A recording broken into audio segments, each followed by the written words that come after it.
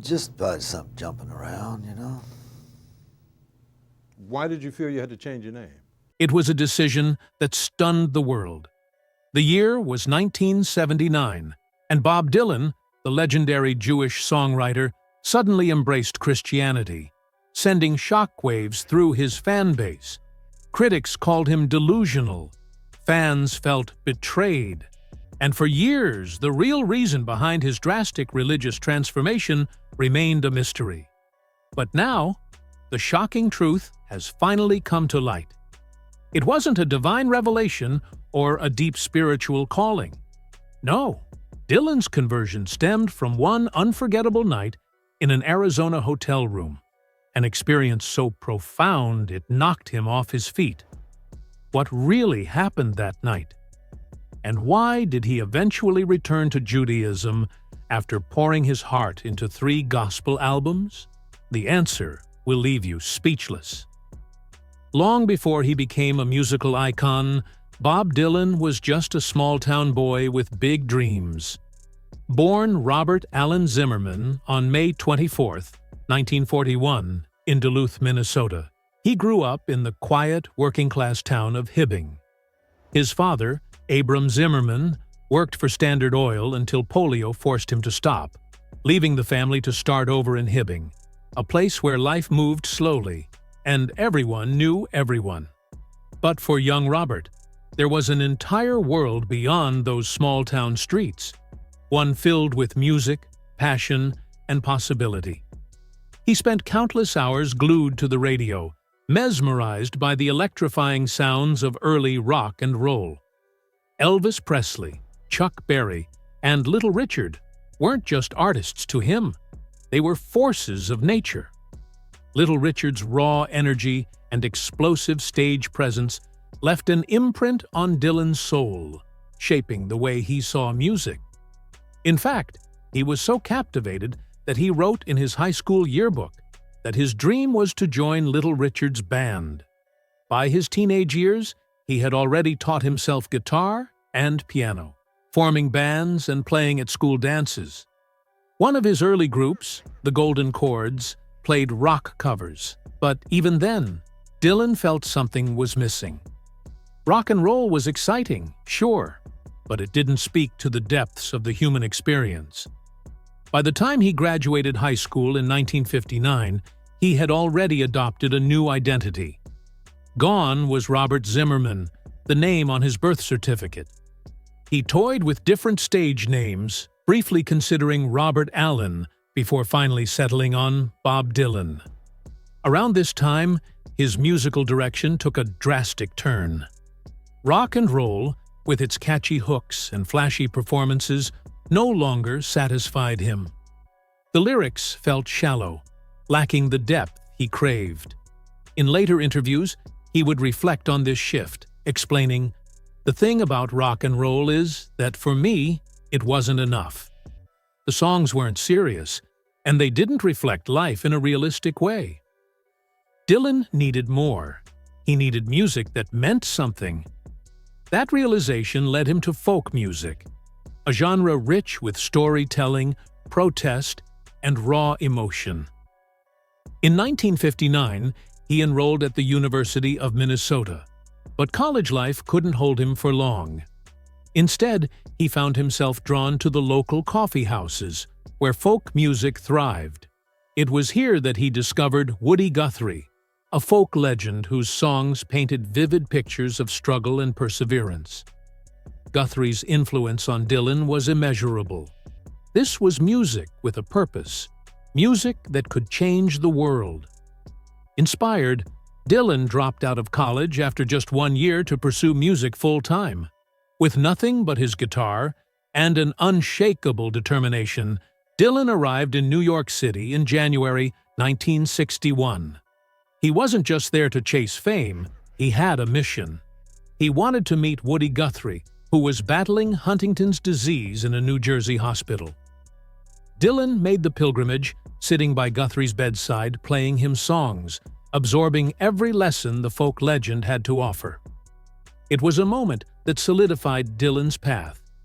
He saw Guthrie as the embodiment of truth in music, a voice that spoke for the people. Greenwich Village, the epicenter of the folk music revival, became Dylan's new home. The cafes and clubs of the village were alive with poetry, protest songs, and new ideas. It was here, among like-minded artists and intellectuals, that Dylan's voice found its place. He played anywhere that would have him, standing out not for his polished sound, but for the sheer rawness and honesty of his music. Then, on September 29, 1961, everything changed. The New York Times published a review calling him one of the most distinctive folk stylists in the city. Dylan had gone from an unknown performer to an artist on the rise, but success didn't come overnight. In September 1961, Dylan played harmonica on folk singer Carolyn Hester's third album, catching the attention of Columbia Records producer John Hammond. Hammond saw something special in Dylan, something the rest of the world hadn't yet recognized. By October, Dylan had a record deal.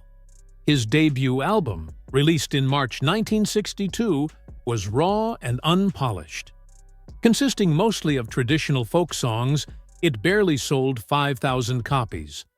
Columbia Records executives began doubting their investment, questioning whether Dylan had any commercial potential.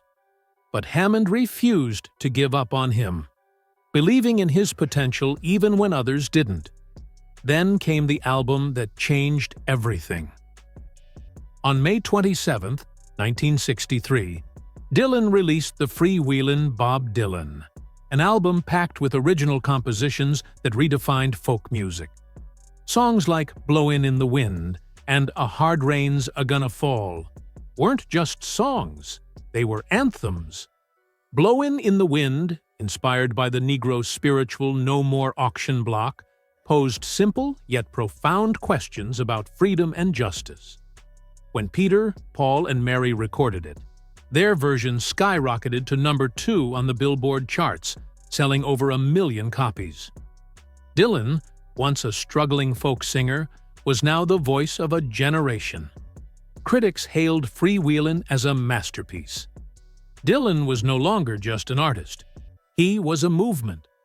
His lyrics captured the anxieties of the time, touching on civil rights, war, and social change. His music resonated because it was real, raw, and unfiltered. The album climbed the charts, reaching number 22 in the US and claiming the top spot in the UK. The world had finally caught up to what Dylan had known all along. Music had the power to change everything. But just as his career was reaching new heights, Dylan was about to make the most controversial decision of his life. Years later, the world would still be asking the same questions. What really happened that night in Arizona? And what made him walk away from everything he had ever known? The answer will shake you to your core. Just when everyone thought they had Bob Dylan figured out, he did what no one expected. He changed again. The folk purists had barely recovered from the shock of his electric revolution when Dylan took another unpredictable turn. He left behind the chaotic energy of his rock albums and stepped into the quiet landscapes of country music.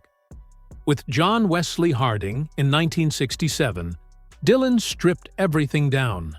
Just a soft, simple sound, a gentle voice, and a new depth in his storytelling. No loud guitars, no defiant anthems. It was the calm after the storm, but for some fans, it was another mystery. Was Dylan running from the limelight, or had he finally found his true voice? Then came Nashville Skyline in 1969, and Dylan's voice itself was unrecognizable. The raw, nasal twang had transformed into a smooth, crooning tone. Critics were stunned. Fans were divided. And the industry was left scrambling to understand how the same man who had electrified Newport could now be serenading the world with soft country ballads. And just when everyone started to settle into this new phase, Dylan vanished again. No political anthems, no explosive rock, no cryptic poetry. just silence. Years passed, and Dylan seemed more like a ghost than a musician. Every time people thought he was gone for good, he returned in a different form. The 1970s saw him drift through various sounds and experiments, but it wasn't until 1975 that Dylan delivered another masterpiece, Blood on the Tracks. The album was raw, intimate, and deeply personal. Fans and critics alike speculated it was inspired by his crumbling marriage, though Dylan dismissed the idea. But whether the lyrics were drawn from his own pain or not, the album was haunting. It was a heartbreak story, a journey through love, loss, and regret. And the world couldn't look away. But with Dylan, nothing ever stayed the same for long. Just as people embraced his soul-bearing confessions, he changed course again. In 1979, he shocked the music industry once more, not with sound, but with faith. Dylan had become a born-again Christian, and his music followed. Slow Train Coming was filled with biblical imagery, gospel influences, and urgent spiritual messages. For some, it was powerful and moving. For others, it was another betrayal. The folk icon who once challenged authority was now preaching about salvation. Fans walked out of concerts. Critics dismissed him. But Dylan never cared. He followed his own path, no matter where it led. As the years rolled on, Dylan continued to defy expectations. He moved through the decades like a shadow, sometimes in the spotlight, sometimes disappearing entirely. He embraced blues, dabbled in strange collaborations, and remained as unpredictable as ever. His 1997 album, Time Out of Mind, proved that he still had the magic, winning him Album of the Year at the Grammys. It was dark, brooding, and filled with the weight of time, proof that Dylan was far from finished. Now, in his 80s, Dylan continues to tour, record, and mystify the world. He remains an enigma, a chameleon who refuses to be defined. His voice may have grown rougher, his performances more unpredictable, but his influence is undeniable. He has outlived trends, outlasted critics, and outmaneuvered expectations. The question isn't just about where Dylan has been. The shift was unlike anything fans had ever seen. Dylan's voice, once raw and full of gravel, had softened, smoothed into something almost unrecognizable. It wasn't just his sound that had evolved. His entire presence felt different. Teaming up with Johnny Cash, a legend in his own right, Dylan recorded a hauntingly beautiful duet, Girl from the North Country.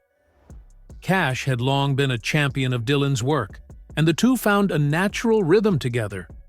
Cash's support extended beyond the studio. He even penned the album's liner notes, winning a Grammy in the process. The atmosphere during those recording sessions was unlike the electric chaos of previous albums. It was laid back, intimate, with musicians like Charlie Daniels and Pete Drake joining in, effortlessly layering country elements over Dylan's signature storytelling. Then came Lay Lady Lay, a song that would forever change how people viewed Dylan's music. It wasn't folk, it wasn't rock, it was something in between, and it was a hit. Dylan's ability to merge genres had always been his secret weapon. With Lay Lady Lay, he pulled country music into the mainstream, bridging a gap between audiences that had previously been worlds apart. At a time when rock dominated the airwaves, country music was often dismissed by younger listeners, but Dylan's involvement forced them to take it seriously. Yet, just when it seemed like he had found a new groove, he pivoted again, this time in a way no one saw coming. In 1973, Dylan stepped into the world of film, taking on a role in Pat Garrett and Billy the Kid, a gritty western helmed by the unpredictable Sam Peckinpah. His character, a drifter named Alias, was small but memorable. But it wasn't his acting that left a lasting mark. It was his music. The soundtrack gave the world "Knocking on Heaven's Door," a song originally written for a pivotal death scene in the movie, but destined for something much greater. Covered by countless artists over the years, from Eric Clapton to Guns N' Roses, the song became an anthem of loss and longing, cementing Dylan's influence far beyond the confines of folk or rock. Dylan's music was deeply personal, but when it came to his private life, he was a master of secrecy. His relationships, often as tumultuous as his career, inspired some of his most iconic songs. Joan Baez and Dylan had been the golden couple of the folk movement, their love story intertwined with their shared passion for music and activism. But their differences grew too large to ignore. Baez, fiercely committed to social causes, wanted Dylan to stand alongside her. He, on the other hand, resisted the idea of being anyone's spokesperson. The cracks in their relationship became painfully obvious when he invited her on tour in 1965, only to leave her off the stage, watching from the sidelines. The breakup was messy, but what stung even more was Dylan's sudden marriage to another woman just months later. Baez channeled her heartbreak into music, with songs like Diamonds and Rust serving as poetic reflections of their time together. That woman was Sarah Lowndes, who Dylan married in secret on November 22, 1965. Even his own parents weren't present. Together, they built a quiet life in Woodstock, raising 5 children, including Jakob Dylan, who would go on to form the band The Wallflowers. For a while, it seemed like Dylan had found the stability he had long avoided, but the pressures of fame, whispers of infidelity, and the sheer force of Dylan's restless nature proved too much. Their divorce in 1977 was heartbreaking, but Sarah remained a defining presence in his life. Their story was even immortalized in Ronaldo and Clara, a 1978 experimental film that blurred the lines between fact and fiction, weaving in echoes of their love and its unraveling. Beyond the fame, the music, and the mystery, there was another side of Dylan, one that only surfaced in rare, fleeting moments. In a shocking 1966 interview, he admitted to having battled heroin addiction while living in New York, claiming he had a $25 a day habit. The confession stunned fans, many of whom had never associated Dylan with the self-destructive lifestyle that plagued so many artists of his time. While some believed he exaggerated his struggles, others speculated that the relentless pace of his career had driven him to seek escape. Amphetamines were rumored to be his drug of choice during the high-intensity years of his 1965-66 tour, helping him power through grueling performances. Whether or not his addiction was as severe as he claimed, one thing was clear: Dylan had survived an era that had claimed the lives of so many. But perhaps the most dramatic shift in Dylan's life came in 1979, when he did something no one could have predicted. He found religion. Not just a quiet, personal shift, but a complete transformation. There are moments in a legend's career that redefine them, that push them into uncharted territory where even their most loyal fans struggle to follow. Bob Dylan had lived many lives: poet, rebel, prophet, but nothing shook his audience more than his radical shift to gospel music. He wasn't just dabbling, he was all in. The man who had once soundtracked protests with his folk anthems was now preaching salvation. He won a Grammy for it. But the divide was instant. Some embraced this new, fiery Dylan. Others walked out of his concerts, disgusted by what they saw as an unwanted sermon. Dylan didn't care. He dove deeper, studying scripture at the Vineyard Christian Fellowship Church in Los Angeles, obsessing over apocalyptic prophecies. The transformation was complete, for a while. Then, as quickly as he had embraced Christianity, something shifted. He never outright rejected his faith. But by the mid-1980s, the message in his music became less overt. Then came another curveball, Dylan reconnecting with his Jewish roots. The same man who had sung about salvation through Christ was now appearing at Chabad Lubavitch events, engaging in Jewish rituals, and supporting causes tied to his heritage. Fans were left puzzled. Was this reinvention or revelation? Dylan never explained. He never does. Through it all, his music reflected his spiritual wanderings. The 1983 album Infidels sent another jolt through his audience. Songs like Neighborhood Bully were interpreted as a staunch defense of Israel, a stark contrast to the universal messages of his past work. But that was Dylan, always pushing, always provoking.